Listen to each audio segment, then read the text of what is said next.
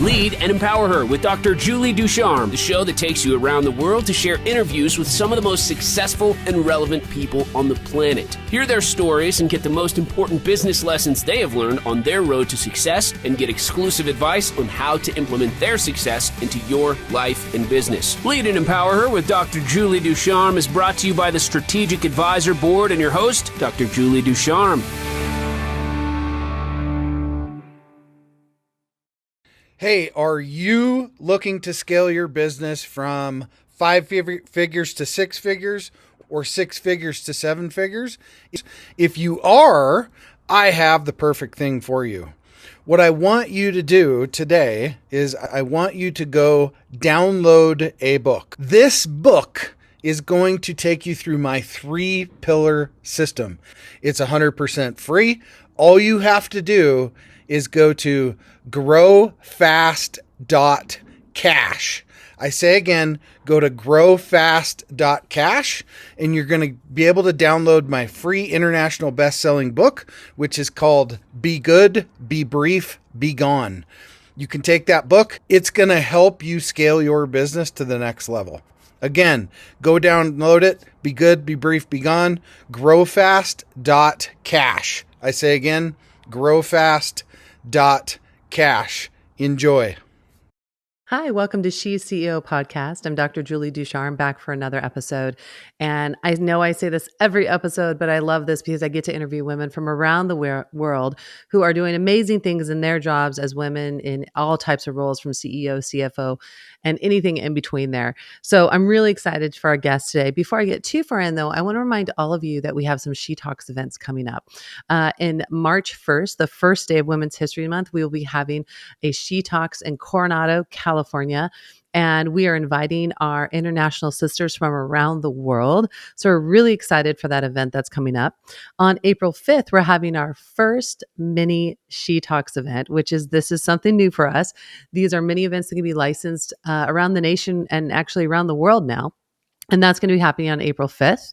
And then May 17th and 18th, we have another mini She Talks coming up, which will be a women in construction event that I hope that you will all check out. You can go to leadandempowerher.com, click on events, and you'll see a drop down where all these different events are. You can check them out to buy tickets, apply to be a speaker, or find out any other information you need. So I hope you will check those out. So let's get in today of who we're talking with. Today, we're talking with Antoinette, a seasoned certified holistic health practitioner with over 25 years of experience, specializing in empowering individuals to achieve vibrant health and resilience through natural self-healing methods. Through her signature program, You Can Heal Your 3 Brains, she integrates nutrition, emotional intelligence, and mindfulness practices to address the interconnectedness of the gut, heart, and mind. By guiding spiritually and holistically minded individuals, particularly corporate leaders and entrepreneurs, she fosters emotional balance, mental clarity, and inner harmony. Through personalized consultations, energy healing, and coaching, Antoinette empowers her clients to take charge of their health journey, leading to a life with vitality and well-being. Antoinette, welcome to the show. Well, I'm so glad we're talking today because, as we were talking off screen, mental health and work-life balance is a theme of She Talks this year, as well as a group, the G100 I'm working with. And you may have heard my story before as well, but several of these things that you work with people on, many years ago, I faced that as well in the corporate sector. Mental health struggles, definitely health issues with my body, a long list of other things because of the stress of the work world. And I was very young then, and all of this wasn't really popular or present. When I went to get help, I went to my doctor, and basically they were like, you need to leave your job. That was their answer, or put me on like extreme meds. And so I didn't really know the term holistic health practitioner back then. I feel like this is really over the last 10 years kind of come around. And I'd love to hear your backstory on how you came into this. Oh, thank you so much for asking that, Dr. Julie. I was in corporate America myself. I was a senior leader for the Boeing company. And I was told those same things. I was told in college that I needed to change my career. I was in engineering. I needed to change my, major because of the stress, and I wasn't able to manage it. Well, I wasn't able to manage it in corporate America either. I started learning back in 2004. I started learning about some of this stuff around mindfulness and around not emotional intelligence yet, but a lot about the present moment and mindfulness. And I started learning it, but I started to become very interested in the natural world when my daughter was born. She was very ill and she was on a lot of pharmaceuticals. I was very Western medicine oriented. My friend convinced me to take her to a naturopathic doctor, and I did. And this was my first exposure to Eastern medicine. She got her off all of the pharmaceuticals onto natural medicines. When I look today, I actually have her log. I keep the log with me of all the pharmaceuticals that she was on. I had to keep track of it. One of them was taken off the market for killing infants. This naturopath literally saved my daughter's life. And that started my journey in natural medicine. I started learning from her because it was too expensive to see her. And so I started working in her back office and doing inventory and stuff like that. And I just started asking tons of questions. And then I went on and got a certification in herbalism. I went on and I got a certification in Reiki. But like you said, all of this holistic stuff wasn't quite coming together. But I just started piecing things together myself and trying to figure things out in this more Eastern methodology. I have since then come back into the middle, and I understand there's a purpose to Western, there's a purpose to Eastern, and there's a really good balance. I understand that. And the holistic approach that I use is about helping to heal the physical body through nutrition and exercise, and then also bringing in the emotional intelligence and the mindfulness, because all of that is going to start reducing the stress.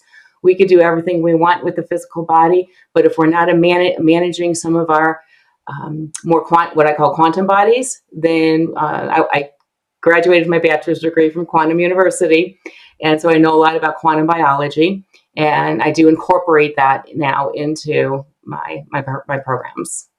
Yeah. I feel so powerful. And you mentioned something with your child, and my daughter a couple years back started getting a strange type of twitch. And we thought there was something neurologically wrong, right? And so they sent us in for brain scans, and we get to the neurologist, and he says, I get about 6 girls a week who come in with this. And we're like, what is it? And he goes, she has severe anxiety, and the way it's coming out of her body is causing her to twitch. And I was really shocked because I'm like, my kid never looks anxious. She seems happy. But it was the coming into middle school and all the pressures that happen with that. And he himself said, well, we don't want to give her any of the Western medicines. They have a lot of side effects, and she really doesn't need that. He said, we're going to give her a natural kind of type of vitamin that will just help her relax a little bit. But really, it's going to come down to understanding how to deal with her anxiety and stress. And I really appreciated that moment because oftentimes, and I know there's some amazing doctors out there, so I want to acknowledge that first. But there's a lot of doctors out there that don't treat the problem; they just medicate it.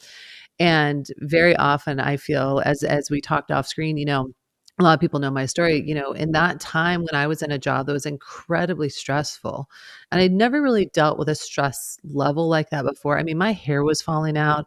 I had gut issues, like. Always been a super healthy person, being an athlete. And I was like, what is going on with me? And, I wasn't processing that. And I love that this is now becoming an alternative and a really pronounced thing for women, right? Because you can medicate anxiety all day long, and there's nothing wrong with that. But I like to dig deeper and go, what is giving you anxiety? And can we manage it? Because, unfortunately, my mom for years and years was on very rough drugs for some different health issues she had. And those drugs essentially is what killed her because they destroyed so much of her body. And so, like you, I understand there's a balance, and I think it's really important. Now, something that you have in here that is a little different than what I've heard is you talk about emotional intelligence. And this really, it gets me because in my professions, emotional intelligence at the time was expected to be very low, if non-existent. And so whether it was my sports or even the corporate sector, I was expected to essentially behave like a guy. And I embraced that for quite a long time. That was the expectation. That's what I needed to do to be successful. Okay. And I didn't necessarily struggle with it because in sports, we have to be so controlling of it. later down the road, and now today, emotional intelligence is an expected trait of a leader, right? And so I feel like we've had this big transformation. So how do you utilize emotional intelligence in when you're working with people? Because I just find this really interesting. I haven't heard other people say that before. Oh, okay. No, emotional intelligence is the first thing I start working with people on, because if you're not aware of your emotions, you really aren't going to be able to start managing your stress. Your stress is being triggered by your emotions. So first, in emotional intelligence, what we do is we teach how to recognize what your emotion is. Where is it on the scale? The scale from, love all the way down to fear. Where are you on that scale? And now let's work on some breathwork techniques to start bringing you up that scale. And we want to start anchoring some of those feelings in so that this is what peace feels like. This is what love, gratitude, ease, or whatever, as you're coming up your scale. And so we teach anchoring techniques, and there's just and there's probably about 8-9 different breathwork techniques that I teach, because one situation's going to, you'll be able to utilize this technique and it's going to work, and the next time it's not working, so you need to pull out another technique to use. So it's usually breath work that we're using, but if breath work, I've had it where breath work is actually not able to fully manage the emotion for me, and I have to bring in mindfulness technique as well. And so learning how to combine those two as well. But the emotional intelligence is all about really knowing your emotions, expressing them appropriately, not reacting based on them, but being proactive on, now, what's the word I'm looking for? Not reactive, but I can't think of the word, but just where you're making decisions based on what your actions are going to be, instead of just that reaction emotion. So and I agree with you. Back when I was at Boeing, I was in that male-dominated world, and you stuffed your emotions. You didn't let them come out, and if you did, they were coming out in anger and screaming, and that's because you stuffed them so much, and then people are screaming and yelling at you. I don't know if that ever happened to you, but I could be standing there and all of a sudden I'm getting just blasted by someone that had obviously stuffed their emotions for so long and couldn't take it any longer, and it was just oh my gosh, that environment was so hard. You never knew when someone was going to. Yeah. Well, and I feel, emotion is a really tricky thing for women to convey, because there's expected emotional standards for women, right? If we're crying, we're weak. Or what's the problem? We're so emotional. If we're pissed, now we're mean, right? Because we're so, oh my God, you're so angry. You're such a jerk, right? Totally different than how our male counterparts, if they express anger, it's just totally fine, right? If they cry, it's endearing. And so for women, I think we get a lot of conflicting messages on the type of emotion we can convey in those moments. And so I think, and this is just my personal view on this, I have a doctorate in business, not in, anything with cognitive or NLP, but I've been around long enough to know that I think that women have expectations put on them, and they're trying to manage that. And as I was talking with 𝐄𝐍𝐶𝐄, he's a friend of mine who does mindfulness as well, as a former NFL player. And he gave this really great description that I think you'll agree with. So him and I, being athletes, we learned early on to compartmentalize, right? So if we had to go out and play, we would take that issue, put it in a room, close the door. Great. It's in there. We can stay in there the whole time, because we're going to go do our job and not let that conflict with it. Whether it was maybe we're having issues with a boyfriend, or he was having issues with a girlfriend, or a parent, or something like that, or a friend. But what we would keep doing is keep filling that room and not actually taking that issue out and dealing with it. So this room becomes this hoarded mess, right? And there's all kinds of triggers in there, and things start to seep out of this room because we filled it so full and we're not dealing with those issues. So as a woman, and I cannot speak for men, but as a woman who was working in these high level, whether it was sports or corporate, if I was having a rough day with my kids, because I was working corporate when I popped a baby out, came back 8 weeks later, probably shouldn't have been at work, but I was. And anyone who's had a baby knows the hormonal, emotional roller coaster you are on as you're healing from having a child, and you're trying to come to work and think while, a lot of odd things are going on with your body. And so I like that you talk about emotional intelligence and owning it, because I think that especially for women our male counterparts, I don't want to leave them out, but I'm not a guy, so I don't know. I think that you're right, that we have to understand what the emotion is, how we deal with it, and not be so just reactive, which I know I was when I was younger. If I was mad, I would just open my mouth right away. Now I'll think about it. Right. So I love that you're talking about this. Now you have a program called You Can Heal Your Three Brains. I am super intrigued. What are the three brains? How does this program work? So the first brain is the gut or the microbiome. People don't realize how much the microbiome actually has a play on our mental stability. It produces 90%, it's responsible for producing 90% of our serotonin. And if our microbiome is not balanced, it's not going to be able to make that serotonin. And so what are we doing? We're taking antidepressants that are concentrating on this part, which really, it has to be down here. And so the microbiome is key for that. The microbiome also has this little community called the estrobolome, which is responsible for our estrogen. So, we're talking menopause, we're talking premenstrual syndrome, PMS, we're talking all kinds of different things that are happening with women, and they don't realize that their microbiome is key to that. Also, the microbiome has a superhighway to the brain called the vagus nerve. And so it's communicating with the brain, and it's telling the brain what it needs. Now, if you have the microbiome that's in place for you is more candida and some of the not so healthy microbes that are in there, what's going to happen is it's going to be communicating, hey, I need sugar. And so the brains go, oh, okay, you need sugar to survive, because the good ones can't communicate, because the ones that are more prominent are going to be communicating. And so the brain's going to go, oh, okay, you need sugar. I know how to convince her that you need sugar. And so now the mind and the brain are working to figure that out so that the microbiome can get what it needs. And now you're fighting two brains. You're fighting your microbiome and you're fighting your brain itself on not eating that candy bar. Good luck, And women beat themselves up, and they don't understand that it's the microbiome that's doing it.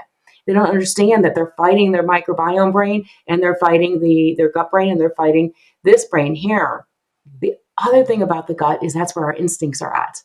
And if the microbiome isn't healthy and it's not communicating appropriately to the rest of the cells of our body, we're not confident in what our gut is telling us. And so that's a whole nother key factor that I talk about in my book. The other brain is the heart. The heart is where we express our emotions from. The chakras is where we store the emotions. And, we could talk about how the chakras are related to the heart and all of that stuff if you want to, but this is the second brain that I talk about. This has its own neural network, just like the gut does. The brain has 4 different ways it's communicating with the brain itself. The heart communicates more with the brain than the brain is communicating with the heart. It's not just a pump. It's an absolutely amazing organ. It has the power to bring the brain into coherence, which is amazing. This is where all the emotional intelligence techniques come from. This is where all of the breath work, this is the brain that we're working on here. And then the third brain, of course, is the brain itself up here. And this is where I use the mindfulness techniques to help manage those 70,000 thoughts we're having in a day. Yes. And I think those like to happen about 3:00 a.m. in the morning for me.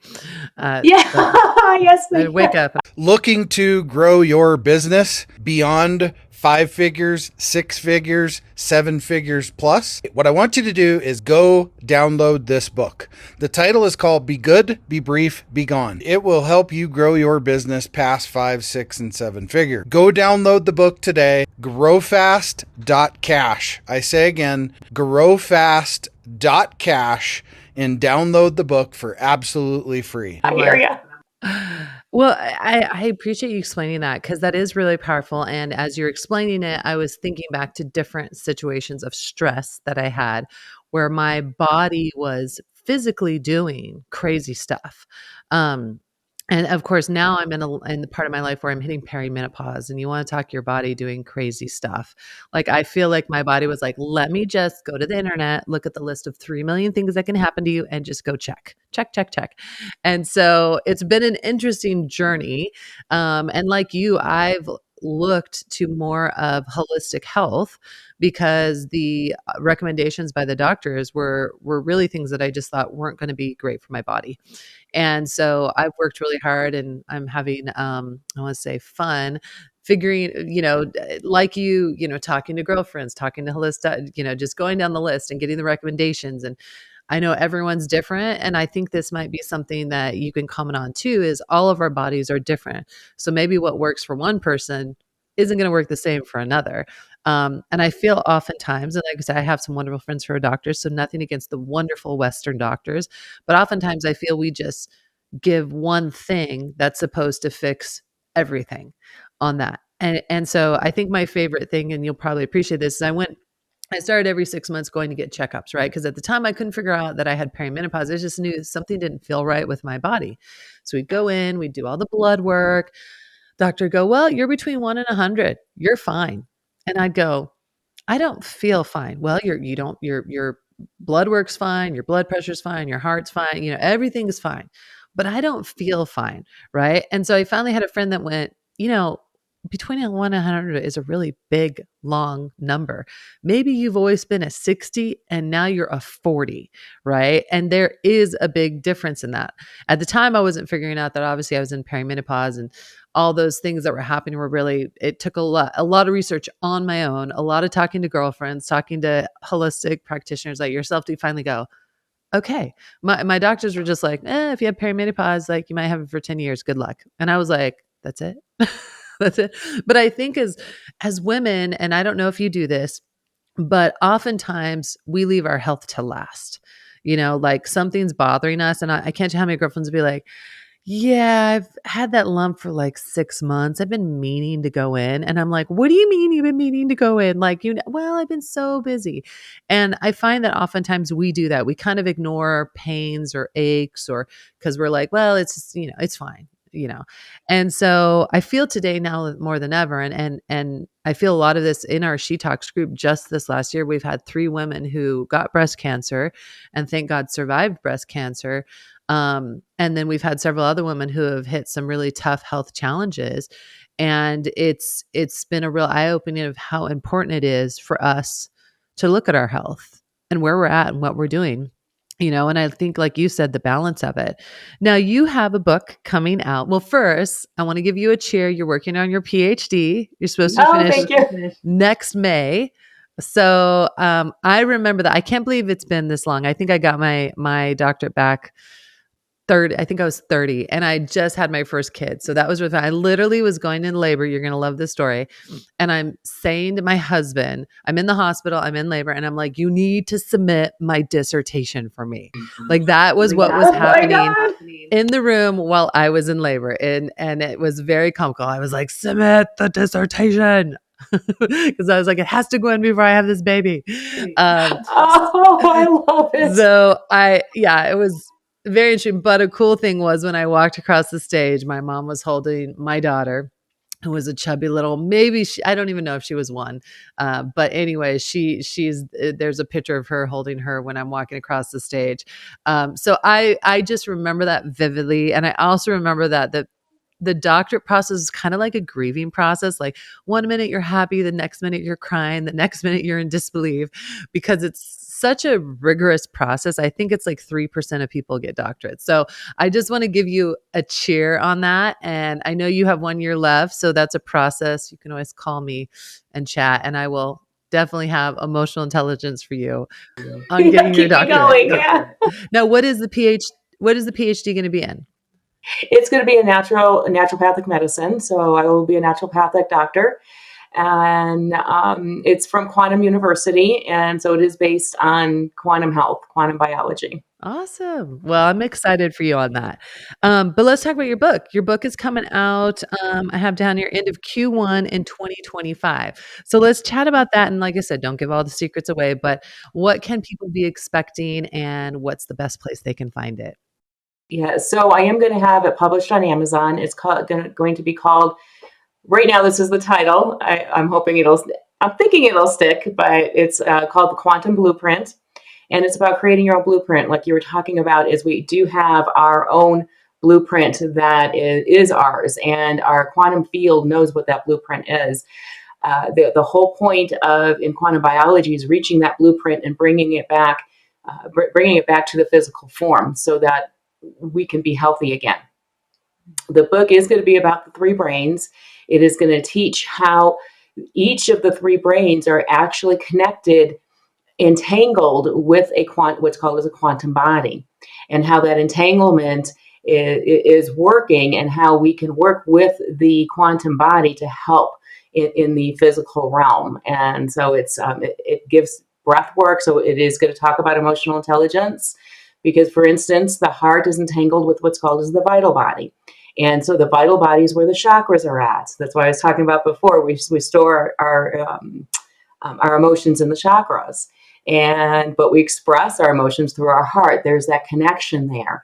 And so how do we work with the vital body to help the heart and to help our emotional intelligence? So it's those type of things. And there'll probably be, right now in the book, there's about 6 or 7 techniques that I'm teaching in emotional intelligence or mindfulness to help people with the 3 different bodies. And then I'm also, when I'm talking about the microbiome, giving them suggestions. I do have a microbiome plan myself, but that I do individualize based on the person's medical intake.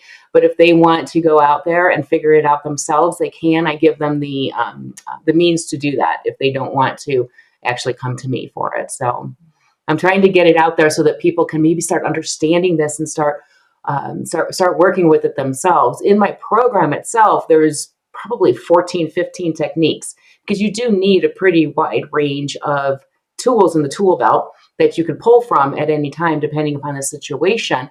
And I'm teaching less than half of them in the book, but it's a good start for people. Yeah, that's wonderful. I don't want to forget that for those of you listening, Antoinette is going to be at the Lean Empower She Talks mini conference in Denver. I don't want you to give your talk away or panel or expert, but are we going to be focusing on this a little bit in Denver? Yes, we are. And I plan on giving some of the techniques that are in the book. I plan on giving probably at least 2 of them at the conference. Perfect. Well, as you know, Lean Empower She Talks is all about empowering women. And I think that our health is such an important aspect of empowering us. It's amazing how powerful the mind is and how the mind can control the health of the body, which you have touched on tremendously. And so for those of you, if you haven't got your tickets, you can hop in and get tickets. Josh is scrolling through here on the screen. There you are. And that's going to be coming up April 5th. And I'm super excited. I'm coming to that. I'm going to MC, but I'm mostly excited to get a chance to listen to all of you women there. So the last thing is we're coming down. We've talked about your book, which it's going to be on Amazon. I know you said Q1 2025. Any estimate like what it might be close to women can look for getting it?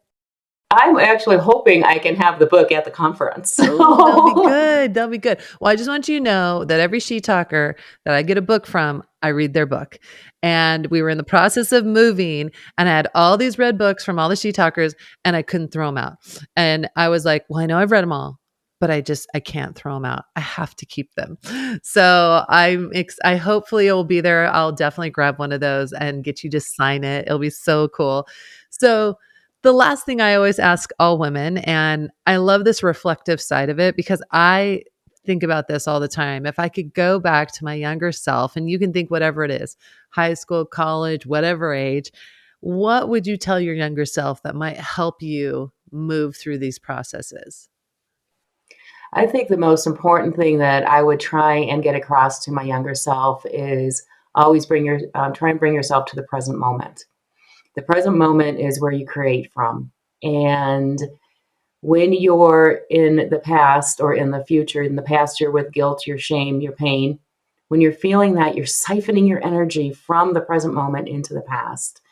And so learning the emotional techniques, the emotional intelligence, and the mindfulness techniques, I would want my younger self, probably in college when I was being diagnosed with IBS because of stress, to be able to learn that, to learn how to always bring yourself to the present moment, knowing that whatever's currently happened has nothing to do with what happened in your past, and don't react based on that.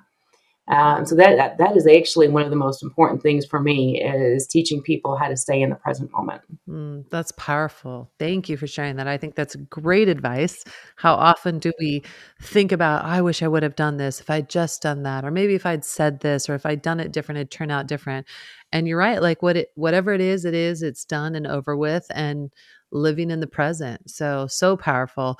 Well, thank you so much for being on the show. I appreciate you sharing just some really neat insights about the holistic side of medicine, which I am so deep into right now at this point in my age in life. And I think it's so important for women to understand that there are options out there. And oftentimes people consider this woo-woo. I don't. I've had a lot of success working from the holistic side to help me with that. And so I appreciate you sharing that. I'm excited for your book to come out. Excited to meet up with you in Denver. And when you get your PhD, then you need to come back on and we're going to talk about it. So we definitely need to put that on there as well. But thank you so much for being on the show. As I always say, live, love, laugh, and always be your authentic self. Hey, we all want to scale our business. Hey, I have the answer for you today to help you do that. If you're looking to scale from 5, 6, even 7 figures and beyond, book called Be Good, Be Brief, Be Gone. I'm going to give it to you for free. All you have to do is type in growfast.cash. I say again, growfast.cash, and you can download the book for absolutely free. I hope the book helps you this year. Take your business to the next level. Again, go grab the book, growfast.cash. I say again, growfast.cash. I wish you the best, and grow, scale, and win. Thanks for listening to Lead and Empower Her with your host, Dr. Julie Ducharme. Please leave your feedback and visit strategicadvisorboard.com to get the latest and greatest business advisement on the planet. Follow us on social media for updates, and we'll see you on the next episode.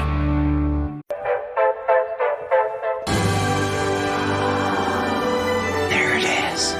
Magnum. Holy moly. Yeah, baby! That's what I've been waiting for!